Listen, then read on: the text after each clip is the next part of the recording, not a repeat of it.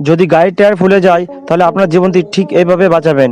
মূলত দুটি কারণের জন্য গাড়ির টায়ার ফুলে যায়।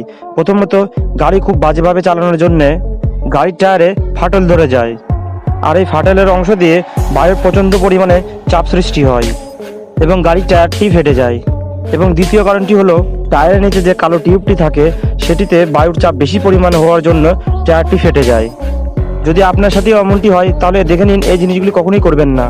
কিছু লোক যাদের গাড়ির টায়ার এইভাবে ফুলে যায় তারা এই ব্যাপারটিকে তোয়াক্কা করে না এবং তাদের গাড়িটি চালানো শুরু করে। এই কারণেই দেখা যায় তাদের গাড়িটি রাস্তার মধ্যে চলন্ত অবস্থায় টায়ারটি ফেটে যায় এবং কোনো টাইমে তো অ্যাক্সিডেন্টও হয়ে যায়। অথবা এমনও কিছু লোক আছে যাদের গাড়ির টায়ার এইভাবে ফুলে যায়, তারা করে নিজেরাই উস্তাদি করে, আর এর ফলে নিজেদেরই ক্ষতি করে ফেলে। আপনার সাথে যদি এরকম কোনোদিন ঘটে তাহলে এই সমস্ত কাজগুলি আপনি করবেন না।